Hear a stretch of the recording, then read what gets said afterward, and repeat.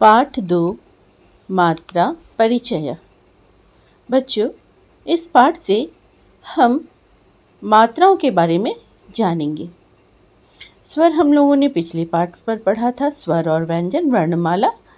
तो अ, आ, ई, ऊ, री, ए, ऐ, ओ, औ, ये क्या है? स्वर है।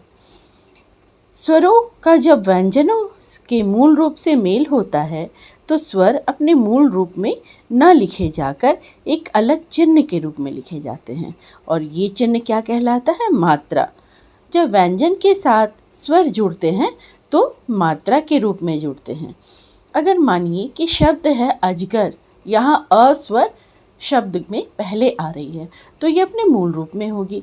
पर अगर एक शब्द ऐसा भी है जो व्यंजन के साथ स्वर को लगा रहे हैं, जैसे कमरा, क म र के बाद आ बोल रहे हैं, तो आ व्यंजन के बाद जब लगेगी तो वो अपने मूल रूप से हट करके मात्रा के रूप में लगेगी।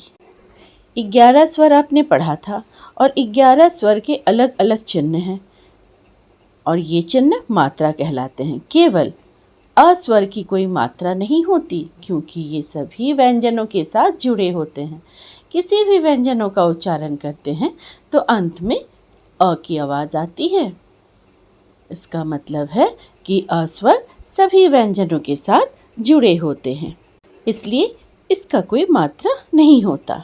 अब आप कई उदाहरण समझेंगे। देखिए, जैसे क के साथ अ मिला हुआ है तब जा कर के क पूरा हुआ। इसी प्रकार सारे व्यंजन ना अ के बिना अधूरे हैं। जब अ स्वर जुड़ता है तब वह व्यंजन पूरा होता है। क, प, म किसी भी व्यंजन का उच्चारण करें तो अंत में हमारे मुंह से अ ही निकलता है। यहाँ देखिए, क अ मिल के क हुआ और क से शब्द बना कमलम, जिसका अर्थ है कमल। अगला शब्द क आ जुड़ने पर का हुआ और का से काकह। क छोटी ई किरीट, क बड़ी ई कीट, क छोटी ऊ कुकुर, क बड़ी ऊ कुर्चिका, क री क्री कृषक, क ए के केवट, क ऐ कई कैकेयी, क ओ को कोकिला, क औ कौ कौटिल्य, क अंग कंग कंकण, क अह कह। विसर्ग से किसी भी शब्द की शुरुआत नहीं होती है, इसलिए यहाँ कह से कोई भी शब्द निर्माण नहीं हुआ है। बच्चों, अब मैं आपको इन संस्कृत शब्दों के हिंदी अर्थ को बताऊंगी। काका कौवा को कहा जाता है। किरीट एक जीव है। कीट हिंदी में भी कीट कहते हैं। मक्खी मच्छर ये कीट ही तो हैं। चींटी ये भी तो कीट ही है। कुकुरा अर्थ है कुत्ता। कुर्चिका पेंट ब्रश को कहते हैं। कृषक किसान। केवटा नाविक जो नाव चलाते हैं। कैकेयी श्री राम जी की माता जी। कोकिला कोयल। कौटिल्य नाम है कौटिल्य। कंकण हाथ में पहने जाने वाले कंगन को कहते हैं। अब आपने देखा कि किस प्रकार हम स्वर व्यंजनों को मिलाकर के शब्द निर्माण कर सकते हैं। तो स्वर एवं व्यंजन के आपस में मिलने की प्रक्रिया को कहा जाता है वर्ण संयोजन। वर्ण संयोजन किस प्रकार से है, इसे आप समझिए कुछ उदाहरणों के द्वारा। यहाँ देखिए, क अ मतलब क अ मिलकर के क पढ़ा जाएगा। शब्द में देखिए, सबसे पहले क अ मिल के क लिखा गया है। म अ म उच्चारण म अ मिलकर के म हुआ। ल अ मिलकर के ल। हलंत म अंत में है तो हलंत म लगाया, और सभी व्यंजन को मिला के अगर शब्द पढ़े तो पढ़ेंगे कमलम। म आ मिल करके हुआ माँ। त री मिल करके हुआ मातृ। प छोटी ऊ की मात्रा लग जाएगी, क्योंकि प के साथ छोटी ऊ है तो पु। त र मिलकर के त्र संयुक्त व्यंजन। अह मिल गया, उसमें विसर्ग लगा तो उच्चारण होगा पुत्रः। आ, मैंने जब आपको स्वर और व्यंजन समझाया था तो मैंने बताया था कि किसी भी शब्द की शुरुआत अगर स्वर से होती है तो स्वर अपने मूल रूप में होता है। देखिए इस शब्द को आज्ञा, यहाँ व्यंजन से पहले स्वर का प्रयोग हो रहा है, इसलिए यह अपने मूल रूप में है।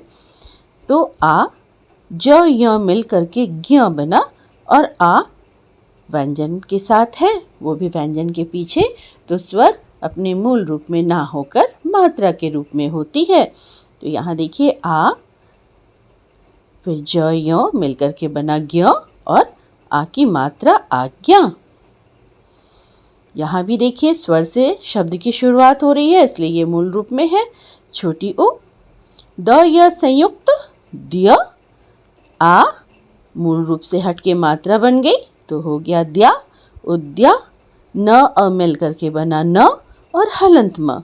सभी व्यंजनों को, स्वरों को मिला करके अगर पढ़ेंगे तो शब्द बनेगा उद्यानम। तो इस प्रकार से आपने कुछ उदाहरणों द्वारा वर्ण संयोजनम को समझा है। अब वर्ण संयोजन तो आपने समझा कि किस प्रकार स्वर व्यंजनों को मिला करके शब्द निर्माण करेंगे और ये कहलाएगा वर्ण संयोजन।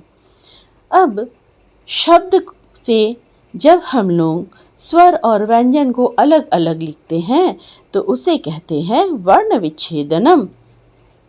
वर्ण को अलग करना, शब्द से सभी वर्ण को अलग अलग करके लिखना, इसे समझना बहुत ज़रूरी है, बहुत आवश्यक है। अगर आप समझ गए तो किसी भी शब्द का विच्छेद बहुत आसानी से कर सकते हैं।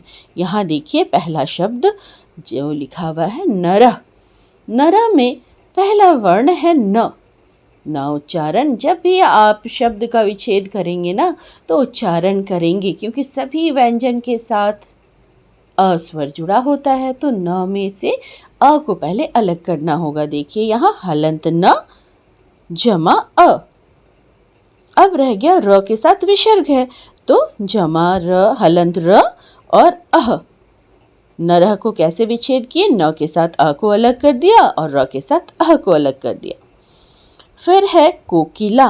क में ओ की मात्रा है, तो हलंत क जमा ओ की मात्रा अपने मूल रूप में आ जाएगी। जब व्यंजन के साथ, व्यंजन के बाद हम स्वर को लगाते हैं ना तो मात्रा बनती है, पर जब अलग करेंगे तो वो अपने मूल रूप में ही लिखी जाएगी। यहाँ देखिए हलंत क जमा ओ की मात्रा अपने मूल रूप में आ गई, ओ जमा हलंत क। फिर देखिए छोटी की मात्रा है, जिसे अलग करने पर छोटी ई अपने मूल रूप में आ गई, हलंत ल। और आ की मात्रा भी अलग करने से अपने मूल रूप में आ गई आ। तो क जमा ओ, क जमा ई, ल जमा आ, को की ला। अब देखिए वृक्ष, जहाँ संयुक्त व्यंजन है वहाँ बहुत ध्यान से सोच करके कि संयुक्त व्यंजन में कौन से व्यंजन मिले हुए हैं उसे अलग करना होता है। ठीक है, तो व के साथ री की मात्रा है। जब री की मात्रा है तो मात्रा को जब हटाएंगे वो अपने मूल रूप में आएगी, हलंत व जमा री, व्री हो गया। अब जमा हलंत क जमा हलंत मूर्धन्य श, क्योंकि क और मूर्धन्य श मिलकर ही अक्षर संयुक्त व्यंजन का निर्माण हुआ है, इसलिए जमा क जमा मूर्धन्य श जमा अह, वृक्ष। विद्या, व में क्या जुड़ा हुआ है? छोटी की मात्रा, इसलिए जब अलग होगा तो मूल रूप में लिखेंगे हलंत व जमा छोटी ई द्या, जमा हलंत द जमा य। द य मिल करके द्य होता है और आ की मात्रा है, सो आ मूल रूप में लिखा जाएगा। तो व जमा छोटी ई जमा हलंत द जमा हलंत य जमा आ, विद्या। श्रम, श्र फिर से संयुक्त व्यंजन। संयुक्त व्यंजन श्र में कौन से व्यंजन हैं? हलंत श और हलंत र, तो श्र को पहले अलग करेंगे, हलंत श जमा हलंत र जमा अ। अब है हलंत म और अह, श्रम। तो इस प्रकार से आपने समझा कि किस प्रकार हम शब्द से व्यंजन और स्वर को अलग अलग कर सकते हैं। अब कुछ शब्दों को समझेंगे। संस्कृत भाषा में शब्दों को उनके अंतिम वर्णों के नाम से जाना जाता है। वर्ण विच्छेद के बाद अंतिम वर्ण स्वरांत हो तो उसे उसी स्वर का अनंत्य शब्द कहा जाता है, और व्यंजन वर्ण से अंत हो तो हलांत कहा जाता है। देखिए कुछ उदाहरणों को। यहाँ देखिए नरः। नरः अगर उच्चारण करते हैं तो अंत में अस्वर का उच्चारण होता है। जहाँ अंत में अ की आवाज़ आए, स्वर अस्वर से अंत हो शब्द का, तो वो होता है अकारांत। आ से अंत हो तो वो कहलाता है आकारांत। और विसर्ग है अंत में तो वो पुल्लिंग कहलाएगा। आ की मात्रा है तो स्त्रीलिंगम, हलंत म है तो नपुंसकलिंगम। अब यहाँ देखते हैं कौन से शब्द हैं। नरः अ से अंत हो रहा है इसलिए अकारांत पुल्लिंगम। लता आ इसलिए आकारांत स्त्रीलिंगम। कवि इकारांत पुल्लिंगम। नदी ईकारांत। अब इसको भी थोड़ा मैं समझा ही देती हूँ। ये क्लास 5 में तो आप इतने विस्तार से नहीं पढ़ेंगे, पर आगे की कक्षा के लिए थोड़ी सी तैयारी हो जाएगी। छोटी ई इकारांत पुल्लिंग में प्रयोग किया जाता है और बड़ी ई इकारांत स्त्रीलिंग में प्रयोग किया जाता है। यहाँ देखिए उसी से दो शब्द हैं। कवि, छोटी ई आगे से ई की मात्रा छोटी ई, इसलिए ये इकारांत पुल्लिंग है। और नदी, बड़ी ई की मात्रा पीछे से बड़ी की मात्रा लगी हो तो वो इकारांत स्त्रीलिंग शब्द कहलाते हैं। तो बच्चों, आशा करती हूँ पाठ को आपने अच्छे से समझा होगा। इसे आप कई बार अभ्यास करेंगे, कई बार समझेंगे।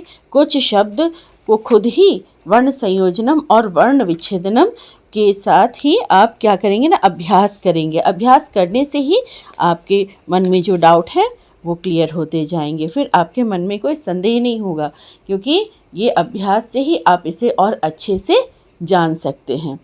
अब मैं इस पाठ में दिए गए अभ्यास कार्य को समझाने जा रही हूँ।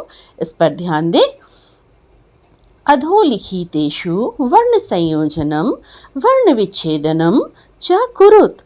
मतलब निम्नलिखित में वर्ण संयोजन और वर्ण विच्छेदन कीजिए। यहाँ छोटे छोटे मात्राओं को आपको अलग भी करना है और मात्राओं को लगाने भी हैं। मतलब वर्ण को संयोजन भी करना है, मिला के लिखना है। विच्छेदन मतलब अलग करके भी लिखना है। देखिए यहाँ त में औ की मात्रा है, तो जब साथ में है तो मात्रा के रूप में है। आप अलग करके लिखेंगे तो मूल रूप में स्वर को लिखेंगे। हलंत त जमा औ। क्री हलंत क जमा री। से हलंत स जमा ऐ। सु हलंत स जमा छोटी उ। पा जमा प। हलंत प जमा आ। अब देखिए विच्छेदनम। हलंत म जमा ऐ, तो यहाँ मूल रूप में है क्योंकि यह अलग है। जब आप मिला के लिखेंगे तो यही स्वर मात्रा में बदल जाएगी। माँ के ऊपर ऐ की मात्रा लगेगी, मई। न री, न में री की मात्रा लगेगी, पढ़ेंगे नृ। भा ओ, भा में ओ की मात्रा लगेगी, पढ़ेंगे भो। ग औ, ग में औ की मात्रा लगेगी, पढ़ेंगे गौ। त बड़ी उ, पढ़ेंगे तू। तो इस प्रकार आप वर्ण संयोजनम और वर्ण विच्छेदनम का अभ्यास करेंगे। अगला प्रश्न। चित्राणि दृष्ट्वा वर्ण संयोजनम कुरुत। अर्थात चित्रों को देखकर वर्ण संयोजन कीजिए। आप चित्र देख रहे हैं, पर चित्र को देखकर ही केवल आप अंदाजा नहीं लगाएंगे। आप देखेंगे कि किस व्यंजन के साथ कौन सा स्वर मिल रहा है और उसे आप किस प्रकार शुद्धता से लिख सकते हैं। जैसे म जमा अ मिलकर के आप म लिखेंगे। य जमा बड़ी उ, मतलब य लिख करके आप उसमें बड़ी उ की मात्रा लगाएंगे और पढ़ेंगे यू, म यू।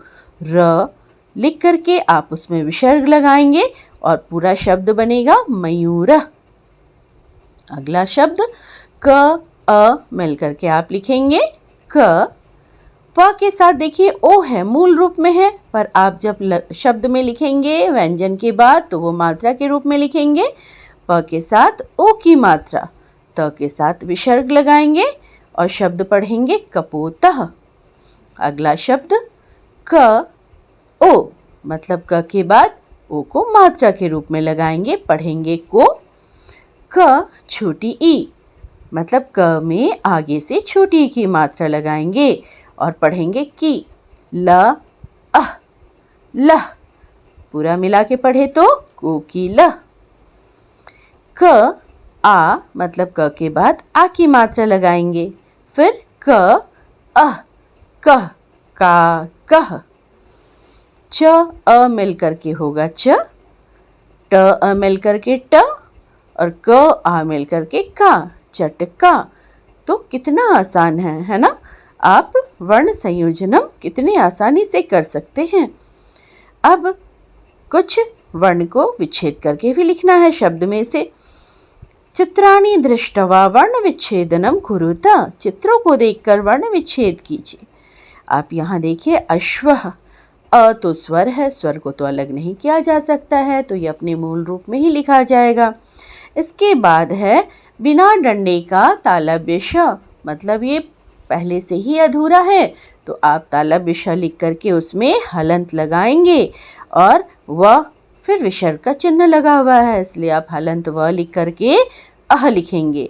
तो अ जमा हलंत तालव्य श जमा हलंत व जमा अ, अश्वः। फिर देखिए धेनु, ध से ए की मात्रा को अलग करेंगे तो हलंत ध जमा ए जमा न में छोटी ऊ की मात्रा है तो हलंत न जमा छोटी ऊ और विसर्ग लगा हुआ है, जिसके लिए आप यहाँ जमा अह लिखेंगे, धेनु। फिर है गज, ग को में से अ को स्वर को अलग करेंगे, गज हलंत ग जमा अ, फिर हलंत ज जमा अह, गज। सिंह, आप देखिए यहाँ पर अच्छे से मात्रा को स में आगे से छोटी की मात्रा के साथ अनुस्वार भी लगा हुआ है, जिसे आपको अलग भी करना है। तो हलंत स, छोटी की मात्रा के लिए आप मूल रूप में लिखेंगे छोटी ई, अंग, सिंग, अंग का उच्चारण हो रहा है इसलिए हलंत अंग, फिर जमा ह जमा अह, सिंह। तो कितना आसान है ना। आप इसका अभ्यास खूब करेंगे। इसके बाद देखिए अगला प्रश्न, चित्रम दृष्ट्वा अधोलिखितानां शब्दानां वर्णांत प्रकारम लिखत, चित्रों को देखकर निम्नलिखित शब्दों के वर्णांत प्रकार लिखिए। मतलब चित्रों को देखिए और शब्दों को पढ़िए और पढ़ने पर अंत में जिस स्वर का उच्चारण हो रहा है वो आपको लिखना है। अभी पाठ में भी आपने समझा था अकारांत आकारांत, उसी का प्रयोग करेंगे यहाँ पर। जैसे यहाँ शब्द है रक्षक, अ से अंत हो रहा है, आप यहाँ लिखेंगे अकारांत। पादप, फिर से अ से अंत हो रहा है शब्द में, आप लिखेंगे अकारांत। कलिका, आ, मतलब यहाँ आपको लिखना है आकारांत। पुस्तकम, फिर से अ का उच्चारण तो अकारांत। पुष्पम अकारांत, नौका आकारांत। तो ये भी बहुत आसान है। अगला प्रश्न है, स्वर व्यंजने संयोज्य शब्द निर्माणम कुरुत, स्वर व्यंजन में संयोजन करके शब्द निर्माण कीजिए। आप देखिए एक गोले में सारे स्वर लिखे हुए हैं, अगले गोले में क्या लिखा हुआ है, व्यंजन। इनको मिला करके आपको शब्द लिखना है, शब्द निर्माण करने हैं। कई सारे शब्द आपने पढ़ा है ना, और बिना स्वर व्यंजन के मेल से तो कोई भी शब्द निर्माण नहीं हो सकता है। तो आप तो सीख ही चुके हैं कि किस तरह से आप शब्द निर्माण कर सकते हैं। जैसे काक, इसमें क क्या है, व्यंजन, आ की मात्रा स्वर है, क व्यंजन फिर अह क्या है? आयुर्वाह।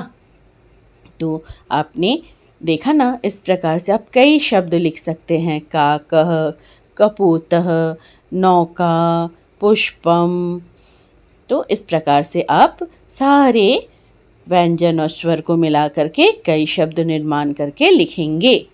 आशा करती हूँ इस पाठ को आपने अच्छे से समझा है, और केवल समझना ही नहीं है, लिख लिख कर खूब अभ्यास भी करने हैं, तभी आप इस पाठ को और अच्छे से समझ पाएंगे।